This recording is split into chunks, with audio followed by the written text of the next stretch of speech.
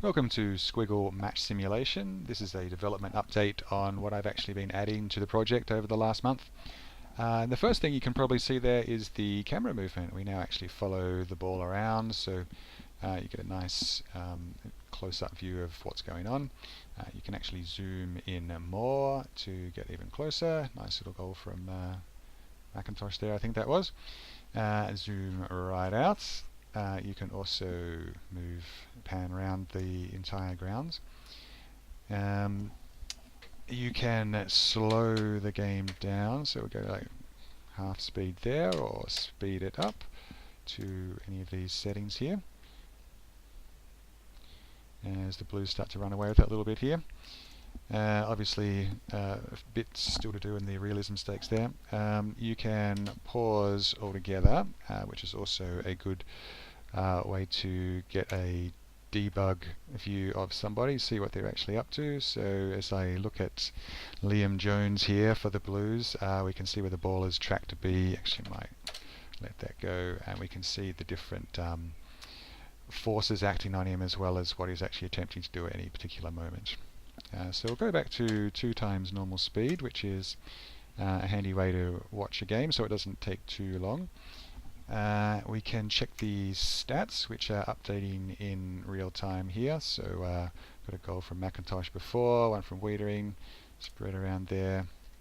There's a fair bit that Tigers attack there, not quite coming off. There's a fair bit that the game is not modelling accurately, including there's no free kicks, including marks. If you take a mark, you've just got to immediately dispose of the ball. There's the ball is bounced in the centre after a goal, but the players aren't given time to reset. There's no time on, there's anything like that. So plenty still to do, but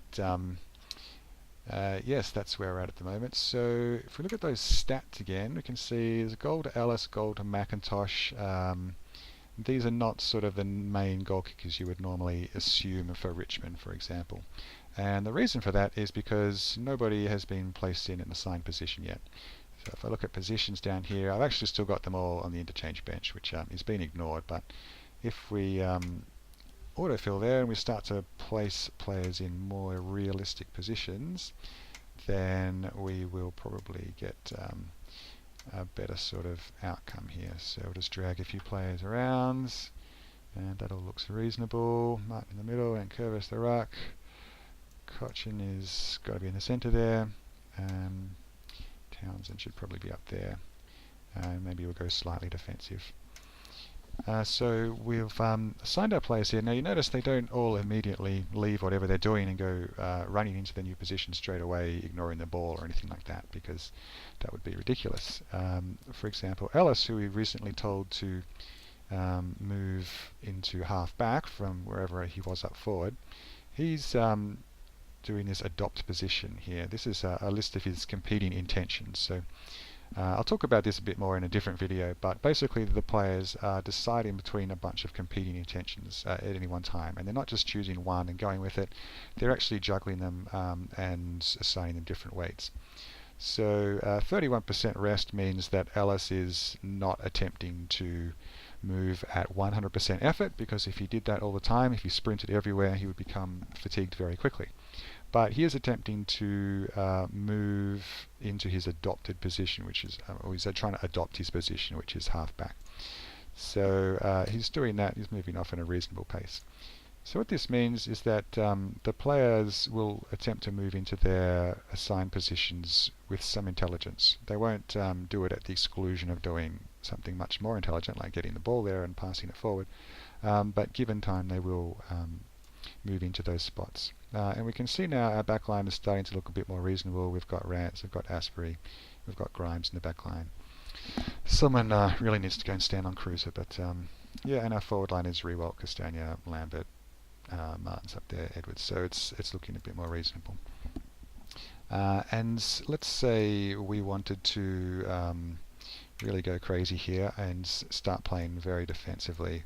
We can drag the whole team into the back line essentially. Get right back there. So everyone is now a back or a half back. They will take the opportunity to move back when they can, but they won't do so all in a big rush. So Riewoldt here is still trying to get the ball, so is Castagna. They're also trying not to bunch up too much with their opponents.